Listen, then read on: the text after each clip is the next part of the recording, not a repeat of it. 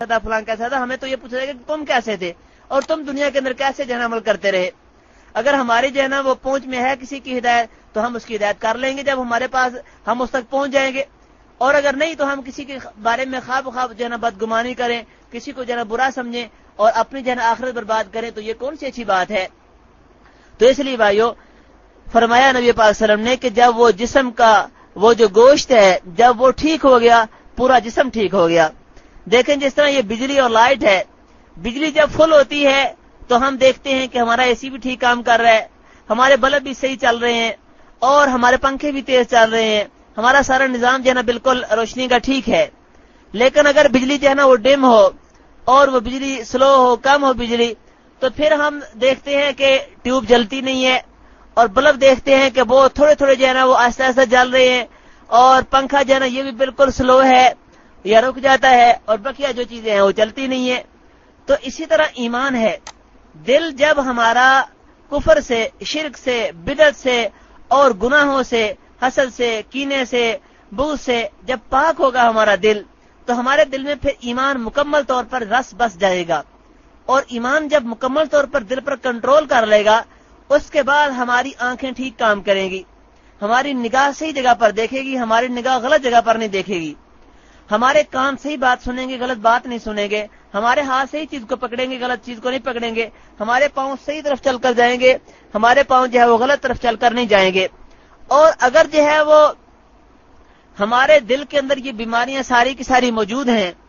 تو ایمان تو پھر وہ کل عدم ہے, اور وہ ایمان تو معمولی ہے, پھر وہ اسی طرح ہوگا جس طرح لائٹ بجلی بالکل تھوڑی ہو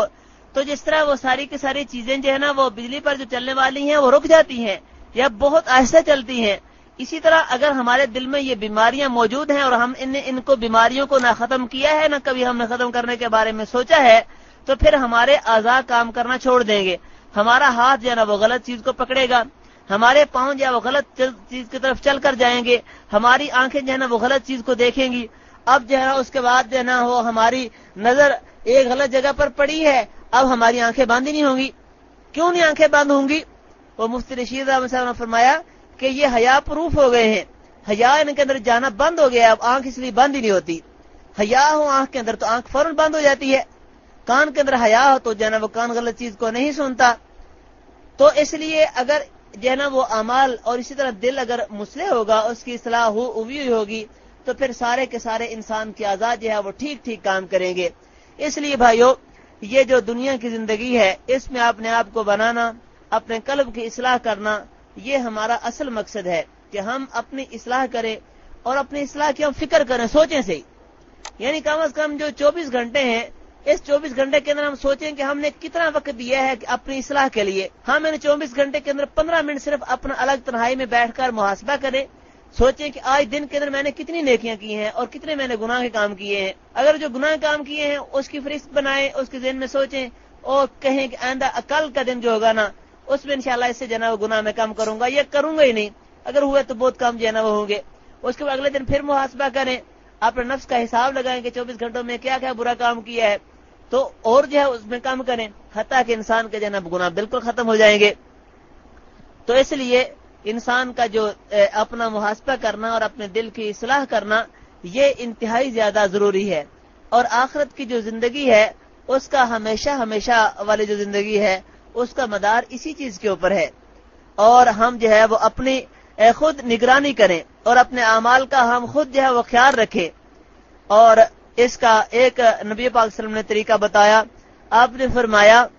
کہ ذکر کرنے سے انسان سے شیطان جو ہے وہ دور ہو جاتا ہے.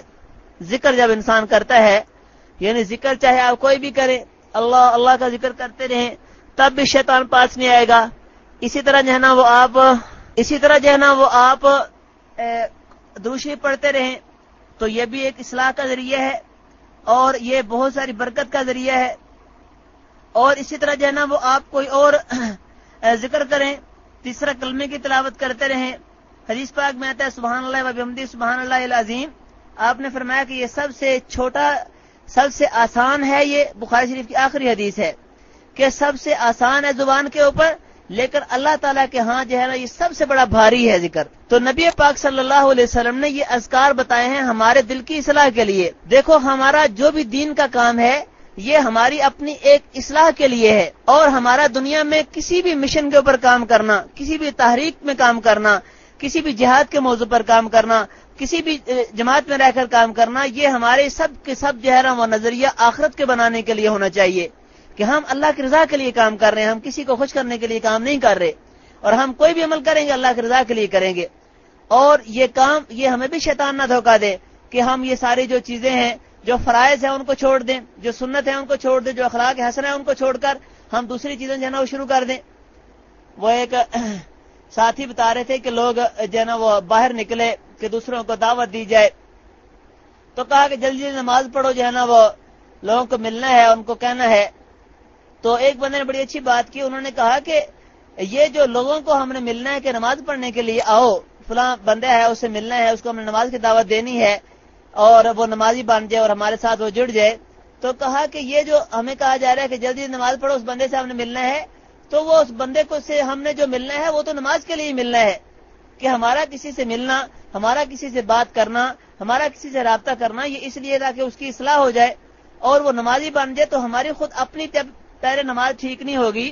اور ہمارے اندر صرف یہ ہوگا کہ ہم نے صرف دوسروں کو لانا ہے، خود ٹھیک عمل نہیں کرنا، تو اس سے تو ہماری آخرت جو ہے نا وہ اتنے سے تو نہیں بنے گی. تو اس لیے بھائیو اپنی اصلاح کرنا اور اپنے دل کو درست بنانا اور اپنے آپ کو دین کے لیے وقف کر دینا. نبی پاک صلی اللہ علیہ وسلم نے فرمایا کہ من کان للہ کان اللہ لہ، جو بندہ اللہ تعالیٰ کا ہو جاتا ہے اللہ تعالیٰ اس کا ہو جاتا ہے، اللہ تعالیٰ اس کا خیر خواہ بن جاتا ہے جو اللہ کا بن جاتا ہے. تو ہم اللہ تعالیٰ کے بن کے دیکھیں، اللہ تعالیٰ ہر میدان کے اندر اللہ تعالیٰ فتح دے گا. تو نبی پاک صلی اللہ علیہ وسلم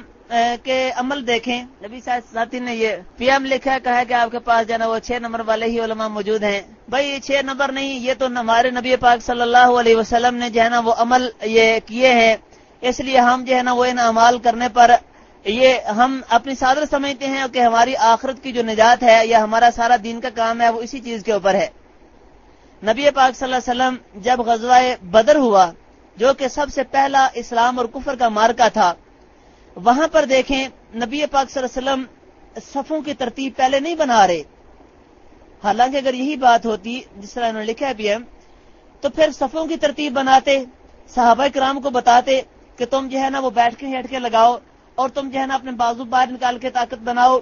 اور تم یہ ترتیب بناؤ. نہیں، نبی پاک صلی اللہ علیہ وسلم نے پہلے اپنے خیمے میں اپنے اوپر چادر ڈال کر خوب اللہ پاک سے روئے ہیں اور اتنی رو کر دعا مانگی ہے کہ یا اللہ، مغلوب الحال ہو کر آپ نے فرمایا یا اللہ اگر یہ لوگ یہ جتنے بھی ہیں اگر یہ مارے گئے، اگر آج یہ لوگ جن کو میں لے کر آیا ہوں اگر یہ لوگ مارے گئے تو قیامت تک جو ہے نا کوئی بندہ آپ کی عبادت کرنے والا پیدا نہیں ہوگا. یا اللہ ان لوگوں کی آپ حفاظت کرنا، ان لوگوں کو آپ بچانا، آپ کی طرف سے ہی مدد اور نصرت اترے گی. دیکھو اللہ تعالیٰ کی مرضی کے خلاف تو کوئی کام اور اللہ کے حکم کے بغیر تو کوئی کام ہو ہی نہیں سکتا، یہ ہمارا عقیدہ اور ایمان ہے. اس لیے پیغمبر نے جہاد جیسے